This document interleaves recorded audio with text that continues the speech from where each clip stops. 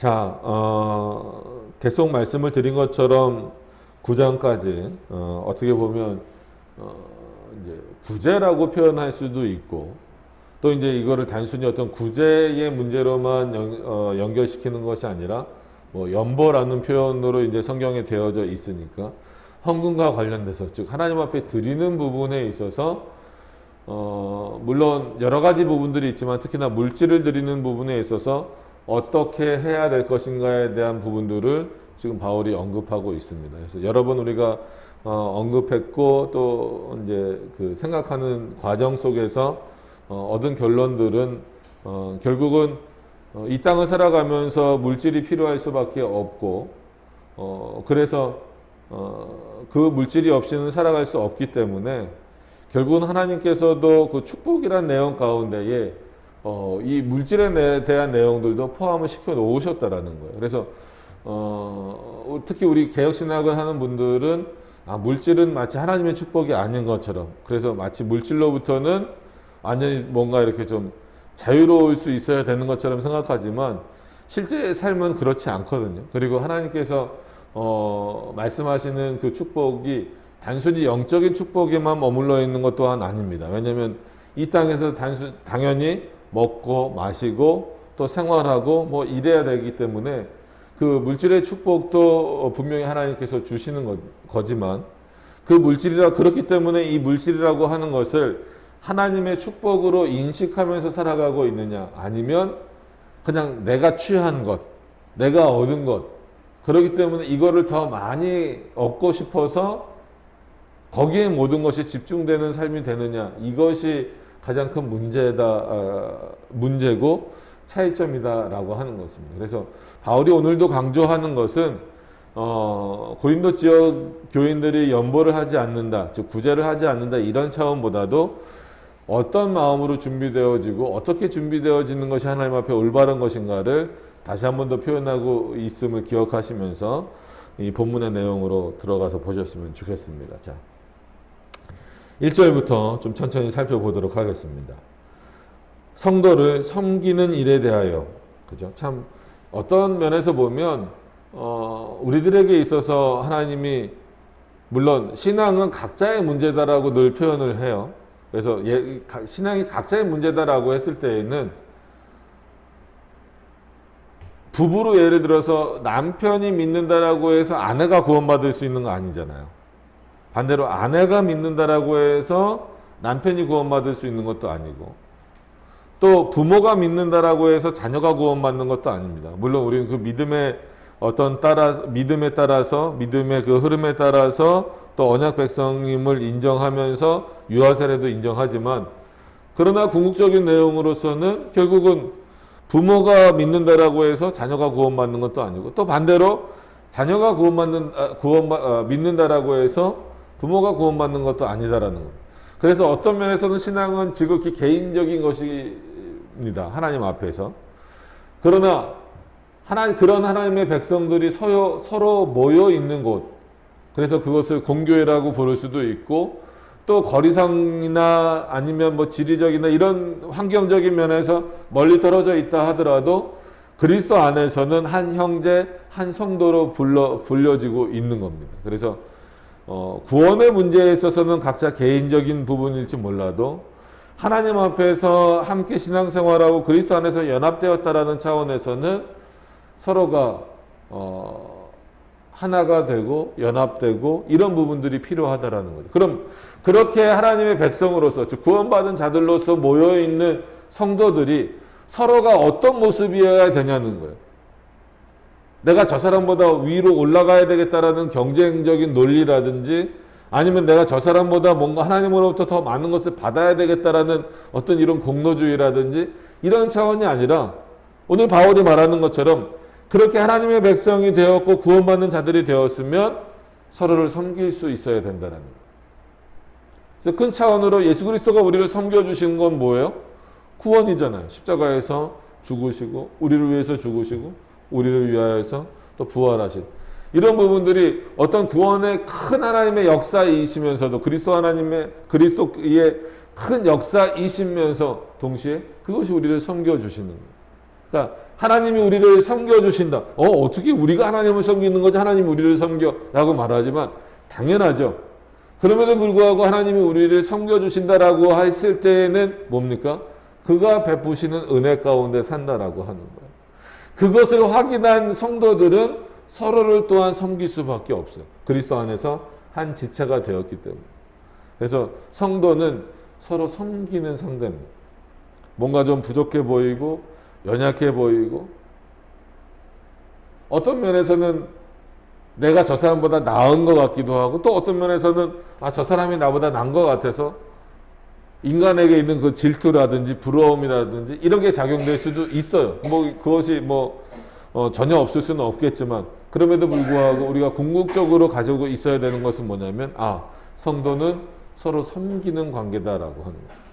그래서 바울도 다시 한 번 더 표현합니다. 단순히 가난한 성도들을 위해서 돈을 더 내라 이 정도 그것이 섬기는 것이다라고 지금 바울이 표현하는 건 아니에요.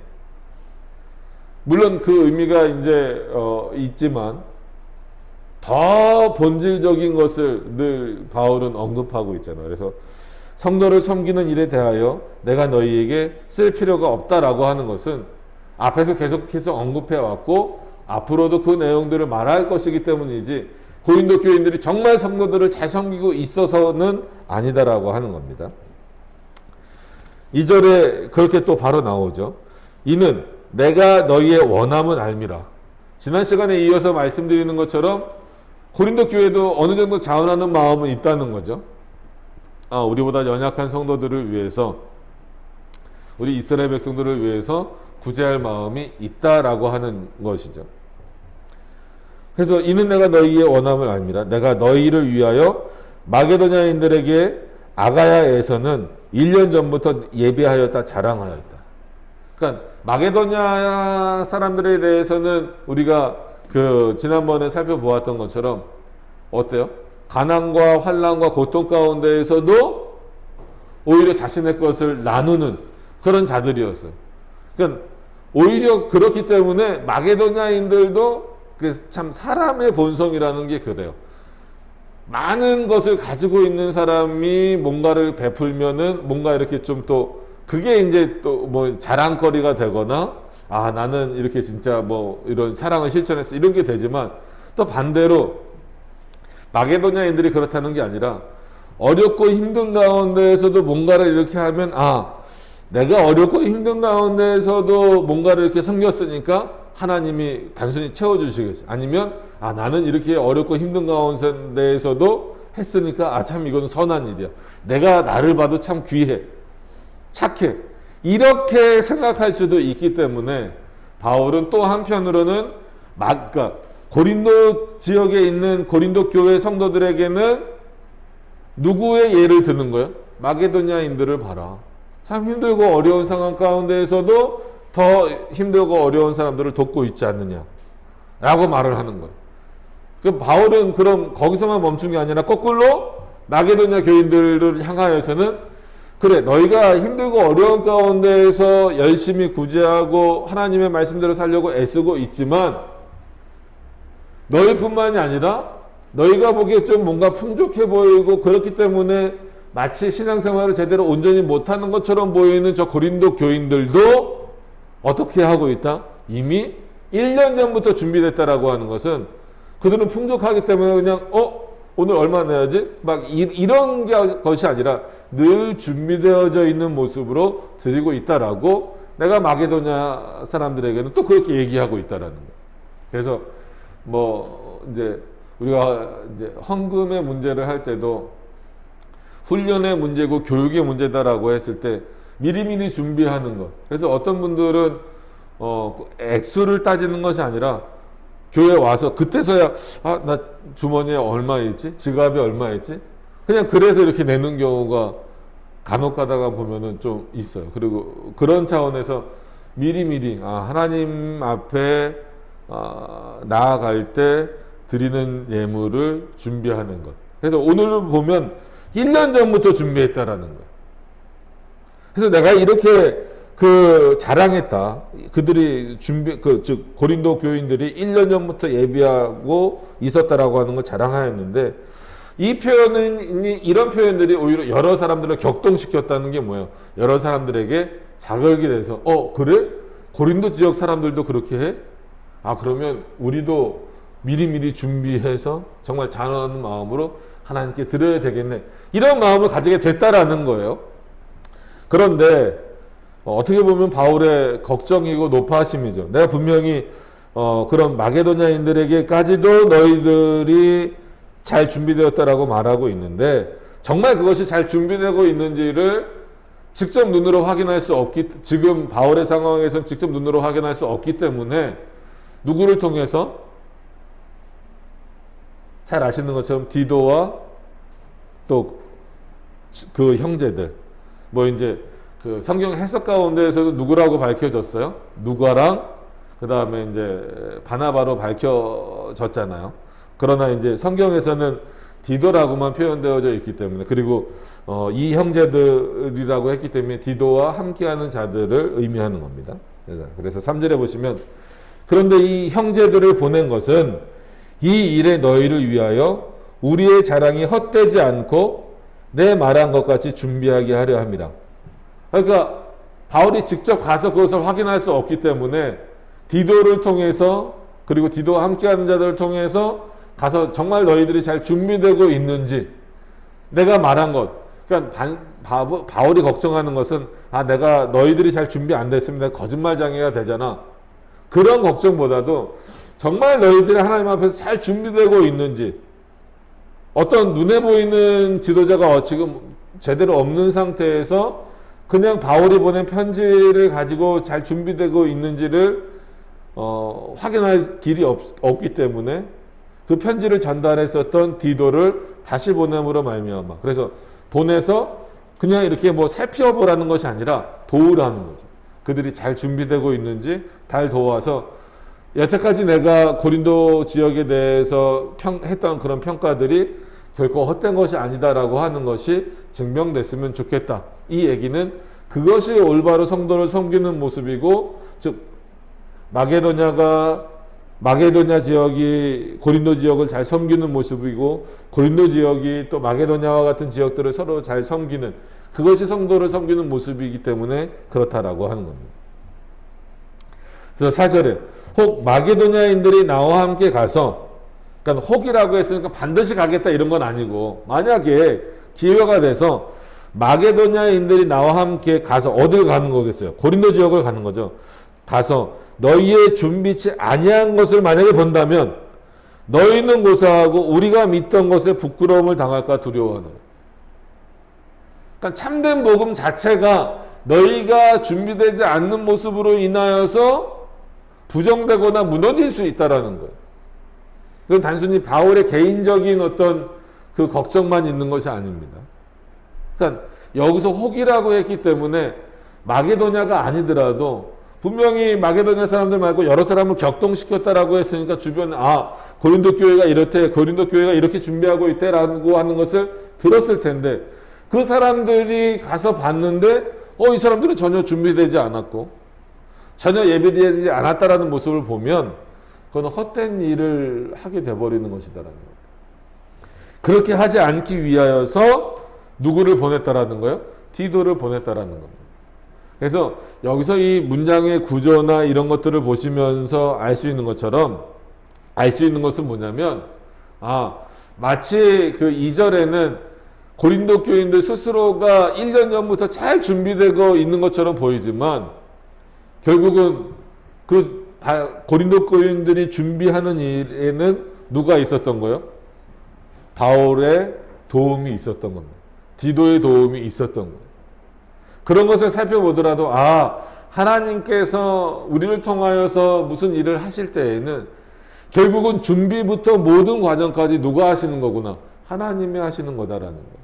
그러니까 이게 디도를 통해서 지금 이 고린도 지역의 역사가, 그러니까 준비되어지는 일들이 또 도움으로 이렇게 주어지고 있다라고 하는 것을 통해서 볼 때, 그건 단순히 바울이나 디도의 도움이 아니라 누구의 도움인 거예요? 하나님의 도움이시고 하나님이 그들을 준비시키시는 일이다라고 하는 겁니다.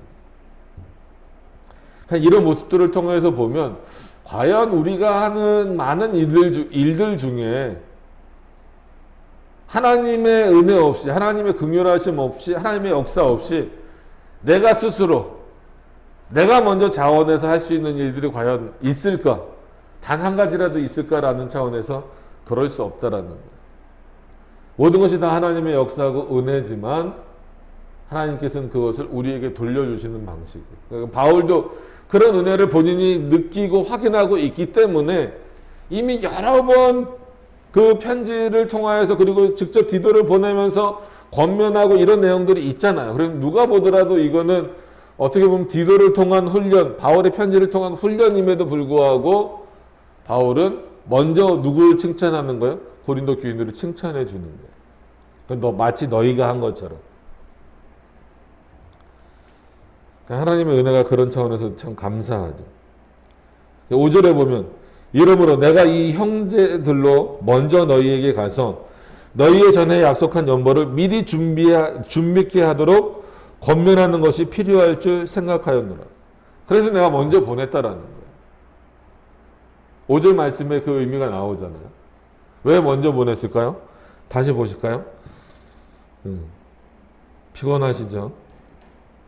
그래도 졸지 말고 들으세요.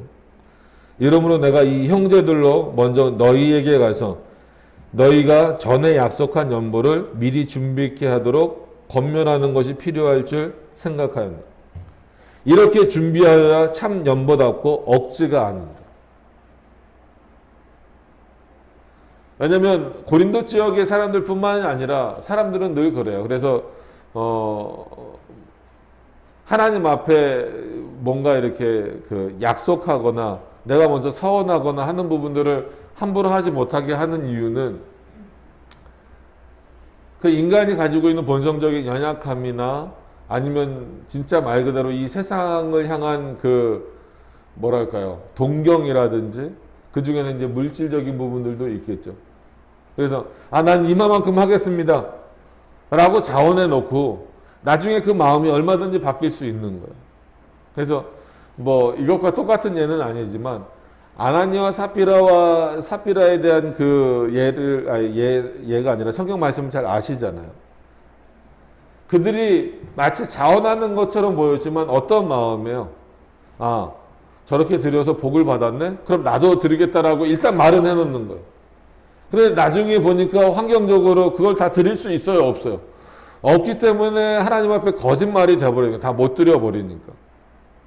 어떤 그런 인간의 본성에서 나오는 그런 마음으로 되지 않도록, 그러니까 억지로 되지 않도록, 그렇지 않고 참 연보가 되기 위하여서 고린도 교인들이 자발적으로 준비하고 있는 내용들이 실제로 잘 되고 있는지를 누구를 통해서 도움을 주고자 한다라는 거예요? 디도를 통해서 도움을 주고자 한다라는 거예요. 그래서 이거를 지금 의미로 우리가 좀 이해해 보면 말씀에 대한 교육들 또 보살핌을 받는 것, 지도를 받는 부분들이 중요하다라고 하는 거예요. 그러니까 이런 차원에서 목회자가 필요하기도 하고 또 더 나아가서 또 서로를 이렇게 좀 섬기는 그런 모습들이 중요하다라고 하는 겁니다. 여기까지가 참 중요한 의미는 이런 내용들이 잘 전제되고 있지 않으면, 즉 다시 한번 정리를 해보면 그렇습니다. 마게도냐에 대해서 얘기가 나왔기 때문에 다시 한번 더 언급드리면 그들은 정말 자원하는 마음이에요. 누가 보더라도 환난 가운데 있고 자기네들도 먹을 것이 없는 극심한 고난 가운데 있다 그랬어요. 그럼 거기서 자원하는 마음이 생긴다는 건 쉬운 마음이 아니에요. 그건 분명히 하나님이 주시는 마음이라는 거예요.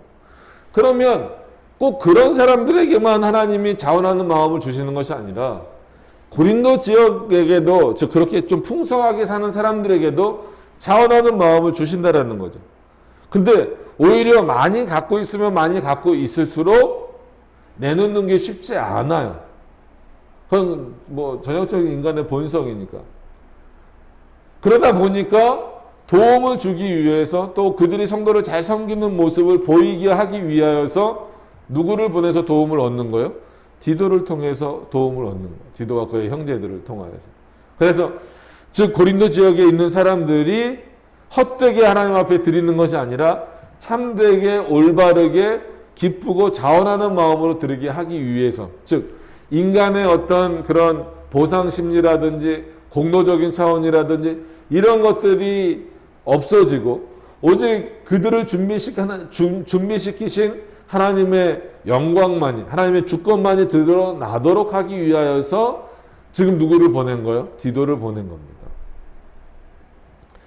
왜 그러냐면 이 1절부터 4절까지의 이 내용이 잘 이해되지 않으면, 특히나 6절부터의 내용은 우리가 많이 봤지만 제대로 이해하기가 어렵다라는 겁니다. 왜냐하면 6절은 많이 보셨죠? 보시면 이렇습니다.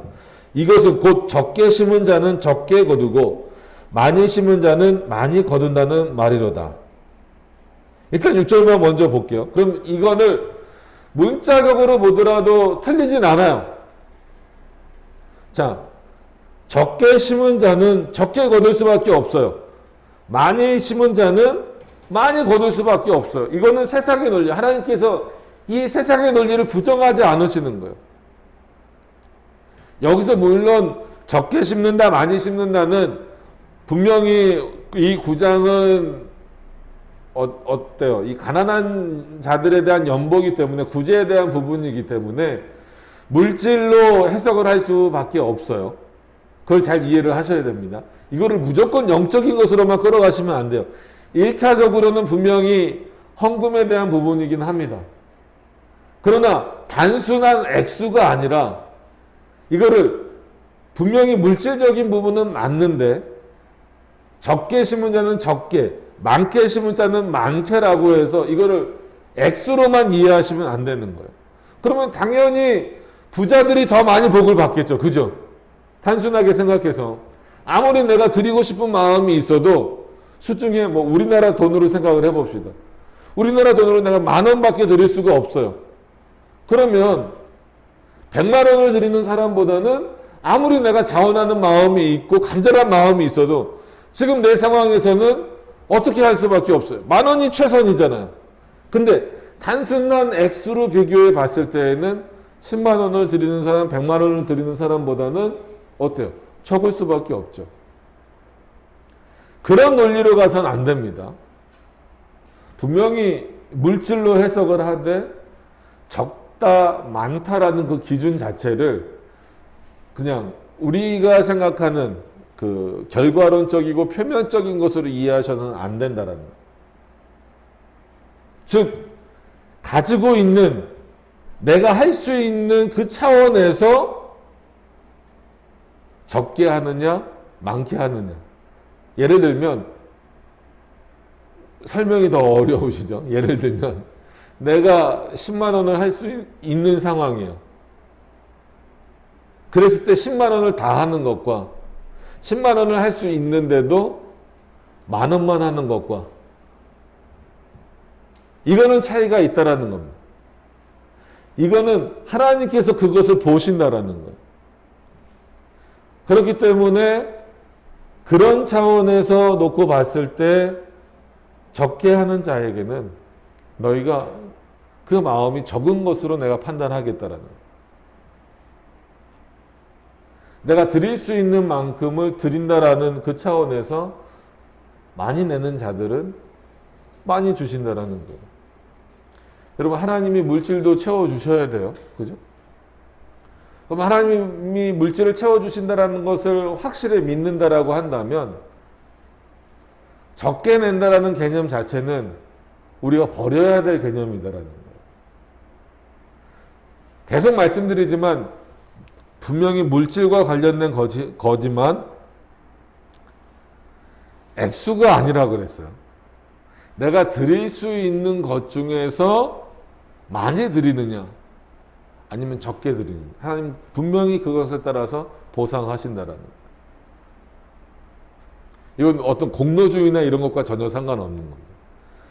1차적으로 그 내용을 이해하면서 이 내용을 전체 신앙의 내용으로 끌고 가서 당연히 영적인 문제로 확대해서 우리가 이해를 해야 되겠죠. 그러나 오늘 본문의 내용으로 놓고 봤을 때는 분명히 이거는 물질과 관련된 부분인 것은 사실이다라는 거예요. 그래서 분명히 하나님께서 적게 심은 자는 적게 거두고 많이 심은 자는 많이 거두는 거예요. 그래서 칼빈도 이 부분에 있어서 마치 씨앗처럼, 물론 이제 뒤에 씨앗 부분에서 또 언급을 하지만, 여러분 그렇잖아요. 농부가 어떤 열매를 얻고자 할 때 여기가 밭이 쭉 이렇게 있다고 생각해 보세요. 여기서부터 저기까지 밭이라고 하면, 여러분 많이 얻으려면, 열매를 많이 얻으려면 씨앗을 어떻게 해야 돼요? 촘촘하게 많이 심어야 되겠죠. 그러니까 뭐 작물이 어떻다라는 걸 상관없이. 근데 그냥 씨앗이 있는데도 불구하고 그냥 뭐 일하기 싫고 뭐 하고 그러니까 그냥 대충 이렇게 쭉쭉쭉쭉 뿌리면 그 뿌린 만큼만 난다라는 거예요. 이해하시겠습니까? 무조건 많이 하라 이게 것이 아니라, 한마디로 이 밭 고랑이라고 그러죠. 밭 고랑이 정해져 있고 씨앗도 내가 뿌릴 수 있는 씨앗도 정해져 있는 거예요. 근데 그거를 성심성의껏 잘 충분히 다 꽂아서 꽂는 사람과 그냥 대충 그냥 몇 알 뿌려놓는 사람과 결과는 당연히 다를 수밖에 없다라는 거예요.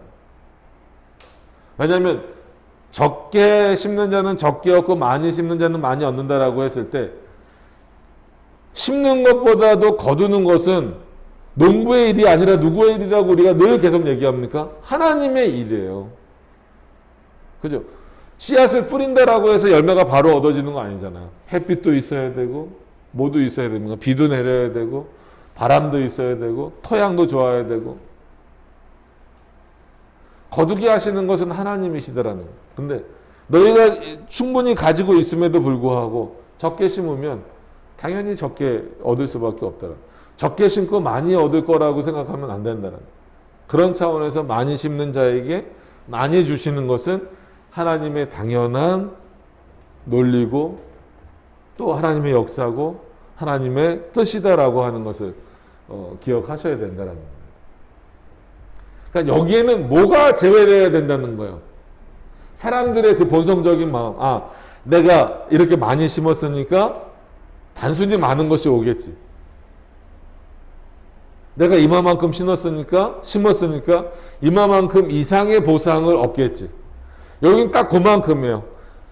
뭐 좀 숫자로 비유를 드리면, 여기서 많은 시간을 할애하는 이유를 좀 생각을 하셨으면 좋겠습니다. 10개를 심었으면 10개를 얻는 게 정상이에요. 어떤 의미인지 아시겠죠? 100개를 심었으면 100개를 얻는 게 정상이에요. 근데 우리는 보통 어떤 마음을 가지고 있냐면, 솔직하게 냉정해져서 우리 스스로 한번 돌아보면 10개를 심으면서 어떤 마음인 거예요? 100개를 얻고 싶은 마음이에요. 하나님 앞에 그렇게 드리지 말라는 거예요. 하나님은 정확하게 10개를 심었으면 10개에 대해서 주시는 거고, 100개를 심었으면 100개에 대해서 주신다라는 거예요.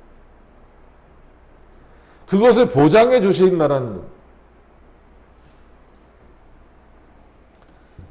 이 본문을 그것 이외에 다른 것으로 좀 오해하지 않으셨으면 좋겠어요. 왜냐하면 7절에 보세요. 각각, 자, 오늘 왜 이렇게 다들 처져 있고 좀 그런 것 같아요. 우리 7절을 다 같이 한번 좀 읽어봅시다. 자, 7절 소리 내서 좀 다 같이 한번 읽어보겠습니다. 시작. 각각 그 마음에 정한 대로 할 것이요 인색함으로나 억지로 하지 말지니 하나님은 즐겨내는 자를 사랑하시느니라. 아멘. 이게 어떻게 보면 6절에 대한 바울의 해석이 7절에 바로 따라 붙는 거예요. 각각 그 마음에 정한 대로. 이게 참 중요하죠. 각각 그 마음에 정한 대로. 물론 먼 원인 가운데서 우리가 보통 예정론 얘기할 때 가까운 원인, 먼 원인 얘기하잖아요. 이거는 하나님의 모든 섭리 역사 안에도 다 있는 겁니다. 우리가 살아가면서 생활하는 모든 우리의 의지의 발현이나 발동이나 이런 활동 가운데도 다 이런 부분들이 있어요. 그럼에도 불구하고 우리가 먼 원인에 대해서만 생각하기보다도 가까운 원인인 우리의 사고와 우리의 생각 속에서 이런 부분들을 이해할 때는 각각 그 마음에 정한 대로 각자가 다 다르다는 거예요. 그건 각자가 가지고 있는 것도 다르지만 가지고 있는 것 중에서 나는 적게 낼래, 나는 많이 낼래 라고 하는 마음이 각자가 다 다르다는 거예요. 그렇기 때문에 분명히 6절을 언급하고 나서 7절을 말하는 거예요. 각각 그 마음에 정한 대로 하라는. 그러나 인색함으로도 하지 말라는 거예요. 이건 뭐예요? 적게 내지 말라는 겁니다. 이거를 헌금 강조한다라고 오해하시면 안 돼요. 인색해진다라고 말하는 거는 결국은 뭐예요? 10개를 진짜 10만 원을 낼 수 있는데도 불구하고 10만 원을 내도 내가 생활하는데 전혀 지장이 없음에도 불구하고 인색해진다라는 건 반대로 말하면 뭡니까? 아까운 거예요. 그게 돈을 사랑하는 거. 돈을 사랑하는 것이 일만하게 뿌려요. 우리가 여러 번 말씀드린 것처럼 돈은 반드시 필요합니다. 여러분 돈 없이 살 수 있어요? 못 살아요. 그럼에도 불구하고 돈을 사랑하는 것이 일만하게 뿌리라라고 했을 때에는 그 돈을 사랑하기 시작하면서부터는 하나님으로부터 멀어진다는, 이것도 하나님으로부터 멀어지는, 그게 하나님으로부터 주어진 것임에도 불구하고 인색해져 버리는 거예요. 이게 왜 죄가 되냐라고 하는 것을 우리가 알기 위해서 오늘 같은 본문의 10절을 한번 보세요. 10절. 10절도 함께 읽도록 하겠습니다. 시작. 심는 자에게 씨와 먹을 양식을 주시는 이가 너희 심을 것을 주사 풍성하게 하시고 너희 의의 열매를 더하게 하시리니. 아멘. 이게 신명기 16장쯤 나오는 말씀이잖아요. 그걸 지금 찾아보지는 않겠지만 보세요. 심는 자에게니까 위에 이제 내용으로 이해를 하면 어떤 내용입니까? 어떤 자입니까? 심는 자가 누굽니까? 자원하는 자잖아요. 그 자원하는 자에게 씨와 먹을 양식을 주시는 이, 심는 자가 씨와 먹을 양식을 얻을 수 있는 것이 아니라 심는 자에게 씨와 먹을 양식을 주시는 이가 계시다라는 거예요. 그가 누구라는 거예요? 그가 하나님이시다라는 거예요. 그럼 너희가 가지고 있는 것, 너희가 심으려고 하는 것, 너희가 심으려고 하는 것도 너희 마음이 동하여서 움직이는 것이지만 궁극적으로 너희가 심고자 하는 것, 너희가 내고자 하는 그것을 주시는 분은 누구라는 거예요? 하나님이라는 거예요. 그래서 신명기 16장 말씀이 뭐예요? 재물 얻는 능을 주시는 하나님이에요. 재물은 인간이 얻을 수 없어요. 근데 우리는 우리가 얻는다고 생각을 하니까 인색해지는 겁니다. 아무리 내가 자원하였고 그것을 정하였다 하더라도 인색함으로 정하지 말라는 거예요. 그런 차원에서. 그런 차원에서 적다면 그건 하나님이 기뻐하시지 않는다. 다시 오늘이 아니라 지금 7절로 돌아오셔서 또 억지로 하지 말아라. 계속 말씀드리는 거지만 어떤 그 분위기라든지 어떤 그 상황에서라든지 내가 지금 이 정도 위치에 있으니까 내가 낼 수밖에 없다. 이런 차원으로도 하지 말라는 거예요. 내가 목사니까 장로니까 교회 몇십 년 다녔으니까 내가 이 정도는 해야지. 그러니까 특히나 우리나라는 체면 문화가 강하잖아요. 이 체면 문화랑 합쳐져서 솔직히는 그런 마음도 없는데 내가 그래도 이 정도 됐는데 이 정도는 해야 되겠지라는, 그게 억지로잖아요. 지금 바울이 디도를 보내서 고린도 교인들을 준비시키는 것은 한마디로 연보를 준비시키는 것은 억지로 하라고 하는 게 아니에요. 정말 자원하는 마음을 준비시킨다라는 것은 그러니까 디도가 가서 너네 바울 선생님의 말을 들었지? 한마디로 연보 준비해, 돈 준비해. 이러고 다녔을까요? 아니죠. 그들에게 복음을 전하는 거예요. 그리스도가 누구신지, 하나님이 너희들에게 어떻게 역사하시는지, 그렇기 때문에 너희가 어떻게 살아야 되는지를 전하는 과정에서 그것이 전해지면서, 그렇기 때문에 너희가 성도를 서로, 즉 하나님 안에 있는 자들을 어떻게 섬기면서 나가야 될 것인지를 말하면서 그 과정 중에 하나가 그들을 위해서 너희가 가지고 있는 물질을 드리는 것이다. 근데 그것은 인색함도 억지로도 아니고 하나님이 주신 마음으로 기쁨으로 자원하여 드리는 것이다. 이런 훈련이라는 거예요.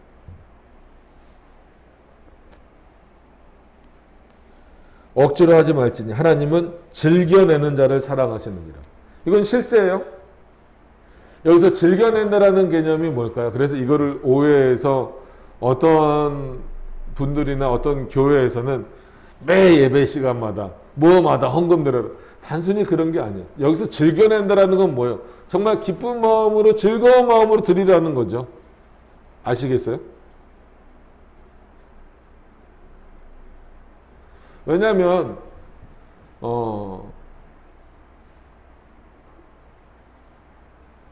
우리가 누구를 이렇게 한마디로 좋아하거나 아니면 뭐 가족을 위해서거나 그럴 때에는 즐겁게 쓰잖아요.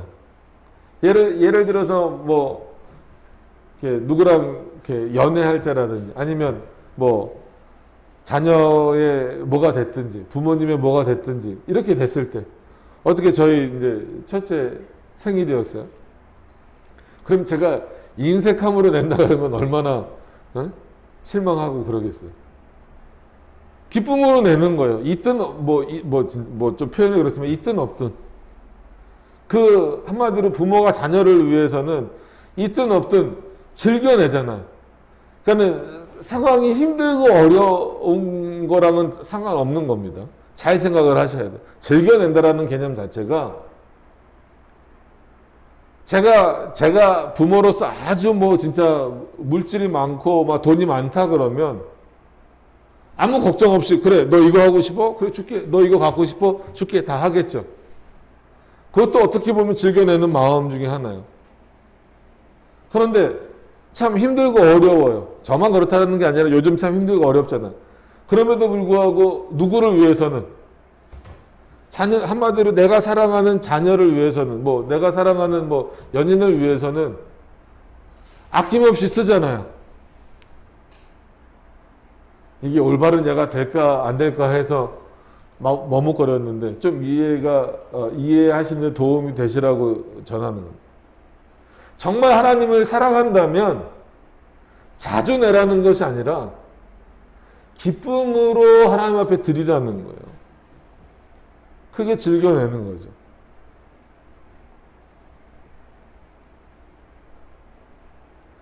헌금을 얼마만큼 드리라고 우리 교회가 정해드리지 않잖아요. 그죠? 여러분들이 이런 말씀에 근거하셔서 내셔야 되는 거예요. 자원하는 마음으로. 인색함도 아니고 억지로도 아니고 즐겨내는 마음. 여러분 그 즐겨내고자 하는 마음이 없으면 왜냐하면 우리 마음을 보시는 분은 누구예요? 하나님이에요. 인간은 한계가 있어요. 서로를 속일 수도 있고 자신에게 가면을 씌워서 그것을 가려울 수도 있어요. 하나님 그러나 그 우리의 내면을 다 보시잖아요. 액수를 보시는 분이 아니에요. 그런 차원에서 즐겨내셨으면 좋겠습니다. 그런 부분들이 참 이런 부분들이 중요해요. 8절에 하나님이 능히 모든 은혜를 너희에게 넘치게 하시나니 이런 하나님을 인식하고 또 믿으라는 거죠. 이는 너희로 모든 일에 항상 모든 것이 넉넉하여. 여기서 넉넉하다라고 하는 것은 막 우리가 생각하는 것처럼 막 차고 넘친다 이런 차원이 아니라 너희가 살아가기에 부족함이 없도록 해주신다는. 여러분 그래서 상대적 비교를 하지 마세요. 넉넉하다라고 하는 그 개념 자체를 나보다 저 사람이 더 잘 살지 않습니까? 하나님 나도 저 사람보다 더 큰 어떤 복을 주세요. 뭐 이런 개념으로 나오는 거예요. 그것이 아닙니다. 하나님이 각자에 알맞게 주시는 부분을 우리는 넉넉하게 생각하면 되는 거예요. 그 뒤에 모든 착한 일을 넘치게 하려 하십니다. 여러분, 하나님이 우리를 통해서 하시는 착한 일이 뭘까요? 오늘 이 본문에서는 당연히 구제겠지만, 구제가 우선적으로 그 착한 일에 들어오는 거겠지만, 하나님이 우리를 통해서 하시는 일, 그 착한 일이 결국은 뭘까요? 그리스도의 복음을 전하는 일입니다. 그의 말씀대로 사는 일이고, 그의 뜻을 확인하는 길입니다. 여러분, 하나님께서는 지금도 저와 여러분들을 통하여 이 착한 일을 이루어 가시길 원하시는 거예요. 빌립보서에서도 착한 일이라고 또 표현되죠. 거기서 말하는 착한 일은 구원과 관련된 일이 착한 일을 한다고 우리가 구원받는 건 아니지만, 그 구원받은 자로서 합당하게 사는 차원에서의 착한 일이다라고 한다면, 오늘 본문은 그것이 다 포함되어져서 구제까지도 넉넉하게 하고자 하는 마음을 주신다는 거예요. 그러니까 결코 너희들이 구제한다라고 해서 너희 삶이 힘들어지지 않도록 누가 채워주시겠다는, 하나님이 채워주시겠다는 거예요. 왜? 원래 주시는 분이 누구기 때문에? 하나님이시기 때문에. 그럼 이게 받아지는 게 참 어렵죠. 왜냐면 내가 노력해서 뭔가를 얻었다라고 자꾸 생각을 하고, 내 공로로서 정당한 것을 받았다라고 생각을 하니까. 물론 세상의 이치는 그럴 수 있지만, 또다시 농부의 논리로만 가더라도 그렇지는 않아요. 그럴 수는 없어요. 자, 9절 말씀해 보시면, 기록한 바 저가 흩어 가난한 자들에게 주었으니 그의 의가 영원토록 있느니라. 시편 말씀이요. 물론 이 시편 자체로 가면 이 가난한 자들에게 주었다라고 하는 것을 여러 의미로 해석할 수 있겠지만, 바울은 분명히 오늘 이것은 그 연보의 개념을 가지고 분명히 인용을 한 겁니다. 그 가난한 자들에게 주었을 때 하나님께서 그 의가 영원토록 있도록 하셨다라는 거예요. 이건 단순한 보상이 아니라 이 땅에서도 그리고 하늘에서도 하나님이 크게 기뻐하실 일이다라는 거예요.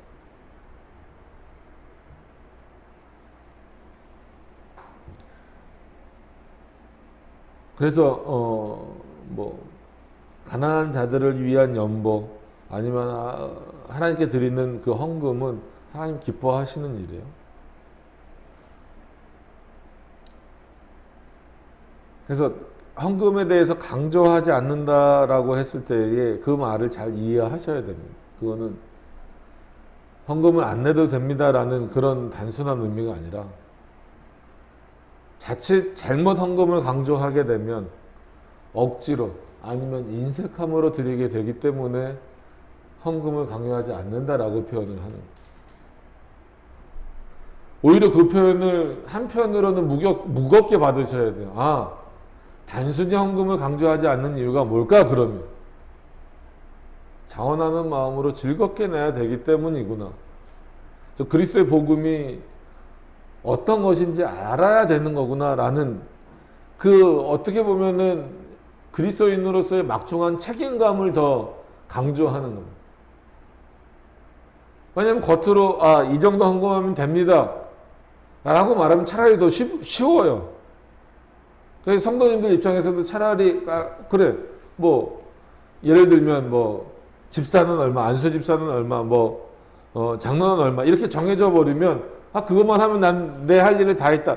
그것으로부터 자유로워질 수 있다라는 거예요. 근데 하나님 앞에 드리는 건 그런 차원이 아니라는 거예요. 액수의 문제가 아니기 때문에.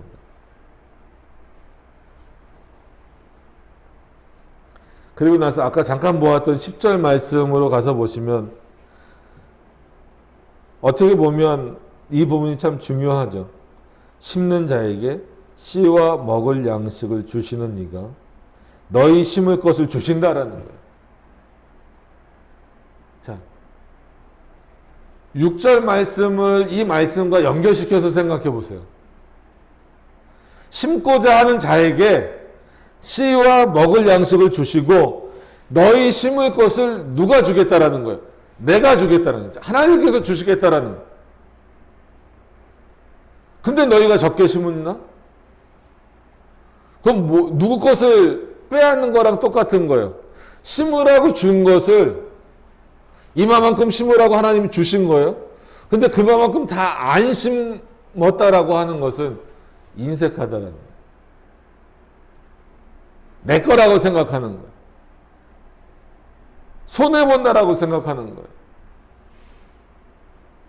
모든 물질은 누구로부터 오는 것인데 하나님으로부터 오는 거예요. 성경의 말씀처럼 물질 얻는 능을, 즉 능이 뭐예요? 능력을 주시느니. 물질 얻는 능력을 누가 주신다는? 하나님이 주시는 거예요. 그랬을 때 물질 얻는 과정이 사람마다 다 다르잖아요. 그죠?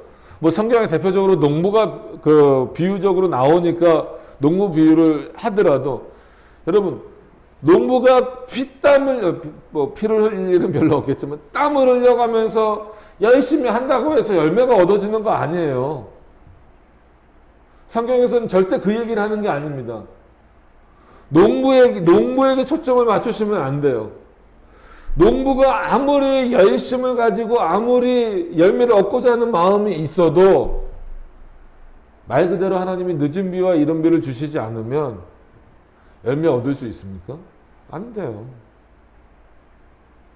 아니 우리나라만 보더라도 태풍이 몰려오고 뭐 비가 안 오고 그러면 농부가 아무리 열심을 내고 한다고 한들 얻을 수 있어요? 없잖아요.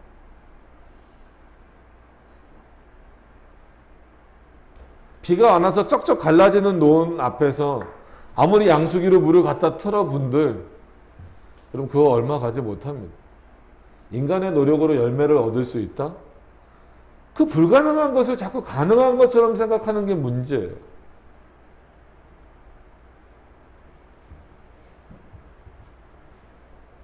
다시 10절 돌아와서 보세요. 너희 중간 부분입니다. 너희 심을 것을 주사 풍성하게 하시고.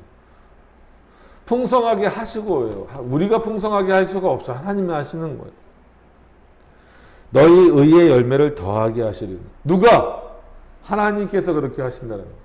그렇기 때문에 하나님 앞에 어떻게 하라는 거예요? 즐겨내라는 거예요. 물질을 못 내면 그래 오늘 설교를 헌금을 강조한다라고 만약에 생각을 하신다면 어쩔 수 없어요. 물질을 하나님 앞에 내놓지 못할 정도면 다른 것도 못 내놓는다는 게 바울의 논리입니다.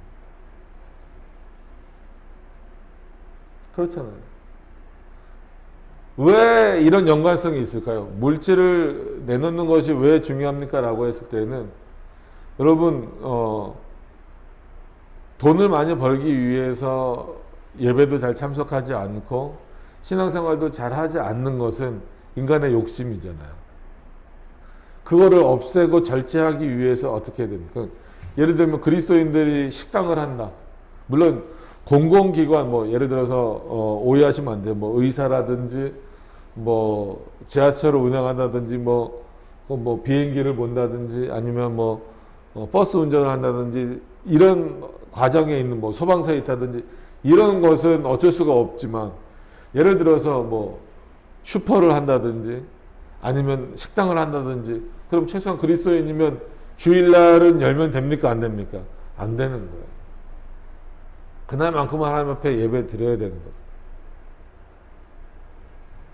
근데 예배도 안 참석하고 그날 문을 열거나 아니면 예배 드렸으니까 얼른 가서 열어야지. 그래야 돈 벌지. 이러고 문을 열어버리면 그런 자들에게 하나님을 향한 마음이 얼마만큼이나 있겠냐는 거예요. 그래서 이 물질을 드리는 부분이 단순히 헌금을 많이 한다 이런 차원으로만 생각하시는 게 아니고 결국 물질을 드리는 부분은 우리 전체 삶하고 다 연관이 되는 거예요. 내가 얼마만큼 하나님을 섬기고 있느냐에 대한 문제가 전부 다 연결이 되어져 있는 문제예요.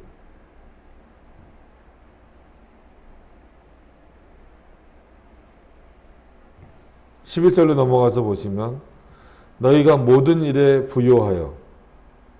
자, 부자가 된다라는 의미가 아닙니다. 각자 있는 차원에서 부요합니다. 너희가 모든 일을 부요하여 너그럽게 연보를 함은, 자원함으로 기쁜 마음으로 연보를 함은 저희로 우리로 말미암아 하나님께 감사하게 하는 거죠. 이게 감사죠. 이게 감사. 여러분, 스스로를 가난한 자라고 생각하지 마세요.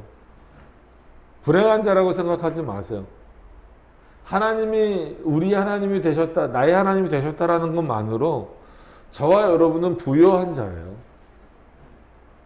상대적으로 저는 뭐 가진 거 아무것도 없습니다. 여러분, 그 사람들은 가진 게 많다라고 생각하면 안 돼요. 인간은요, 하나님 앞에서 가진 게 없는 자예요. 근데 우리는 자꾸 눈에 보이는 것, 하나님이 잠시 이 세상에 살아갈 때 우리에게 주시는 거 가지고 있다 없다를 판단하는 거예요. 여러분, 우리는 뭘 갖고 있는 거예요? 믿음을 갖고 있는 거예요. 복음을 갖고 있는 거예요. 그 믿음의 부유함과 복음의 부유함이 중요한 것이고요. 또 그 믿음의 부유함과 복음의 부유함이 있는 자들은 물질을 상대적으로 비교하는 자들이 아니에요. 가지고 있는 것을 부유하게 여기는 거예요.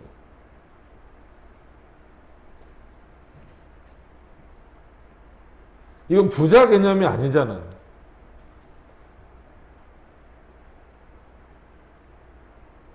몇 번 말씀드려서 요즘에는 안 들었던 예지만, 사람 욕심은 끝이 없다 그러잖아요. 그래서 우리나라 상위 1% 통계를 냈어요. 당신들 행복합니까? 아니면 지금 삶에 만족합니까? 그래서 첫 번째 질문에 많은 예상 답변은 그래도 한국에서 상위 1%면 엄청 잘 사는 거잖아요. 그죠? 그럼 나는 지금 행복합니다. 이 삶에 만족합니다. 라는 결과가 나올 것 같은데 그렇지 않다는 거예요. 여전히 불행하다는 거예요. 여전히 만족하지 못하다는 거예요. 그래서 두 번째 질문이 왜 상위 1%로 살고 있는데 불행하고 만족하지 못합니까? 라고 했을 때 누구랑 비교하니까? 상위 0.1%랑 비교하니까 나는 불행하다는 거예요. 나는 만족하지 못하다는 거예요. 이런 부요함이 없는 거예요. 11절에서 말하는 부요함이 없는 거예요. 몇백억, 몇천억씩 갖고 있어도 만족하면 모르는 거예요. 왜? 몇백억 갖고 있는 사람은 몇천억 갖고 있는 사람이 부럽고, 몇천억 갖고 있는 사람은 조 단위로 갖고 있는 사람이 부러운 거예요. 오늘 바울은 인간이 가지고 있는 그런 부러움, 그런 부러움이나 그런 만족하지 못함에서 오는 인색함이나 억지로라는 것을 제거하라는 거예요. 제거하라는 거예요.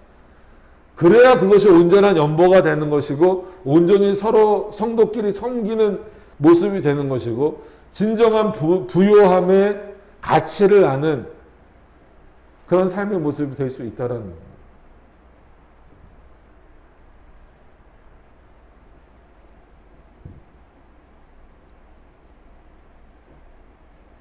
그래서 모든 일에 부요하여 너그럽게 연보함 저희로 우리로 말미암아 하나님께 감사하는 것이라.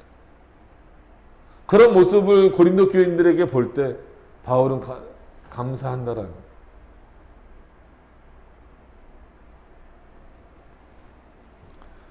네. 아직 15절까지 좀 더 가야 되는데 좀 빠르게 보겠습니다. 12절부터 이 봉사의 직무가 성도들의 부족한 것만 보충할 뿐 아니라 사람들의 하나님께 드리는 많은 감사를 인하여 넘쳤느니라. 단순히 연보라고 하는 것, 구제라고 하는 것은 너희들끼리만 부족한 것을 채우는 게 아니다라는 거예요. 하나님 그 모습을 보시고 하나님 기쁨으로 오히려 하나님이 많이 드리는 것을 기뻐하신다라는 거예요. 그래서 여러분 성경에 있는 예로 예수님이 뭐라 그래요? 가난한 자에게 베푼 것은 곧 누구에게 드린 것이다? 나에게 준 것이다 라고 말씀하시잖아요. 전혀 상관없어 보이는 내용이지만 예수님이 왜 그렇게 표현하셨을까를 여러분 한번 깊이 생각해 보시기를 바랍니다. 13절에 이 직무로 증거를 삼아 너희의 그리스도의 복음을 진실히 믿고 복종하는 것과 저희와 모든 사람을 섬기는 너희의 후한 연보를 인하여 하나님께 영광을 돌리고. 자, 후한 연보를 인하여 하나님께 영광을 돌리고 있는데 그 앞에 전제되는 내용이 뭐예요? 그리스도의 복음에 진실함을 믿고 복종하는 것이 우선이라는 거예요. 그리스도의 복음을 진실히 믿고 복종하는 자가 어떻게 연보할 수 있다라는 거예요? 진심으로 기쁨으로 연보할 수 있다라는 거예요. 그리고 그렇게 드려진 연보를 통하여 하나님께 영광을 돌린다는 거예요. 또 저희가 너희를 위하여 간구하며 하나님이 너희에게 주신 지극한 은혜를 인하여 너희를 사모하느니라. 서로 이런 마음이 있어야 된다라는 거죠.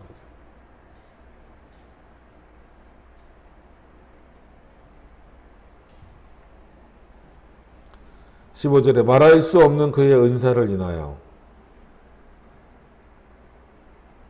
하나님이 주시는 거예요. 어떻게 보면 은사라는 표현을 써가면서까지, 그렇기 때문에 이 헌금을 드리는 것, 연보하는 것, 가난한 자를 돕는 이 구제는 정말 너희들이 할 수 있는 것이 아니고 마치 은사처럼 하나님의 은혜로 주어지는 것이더라.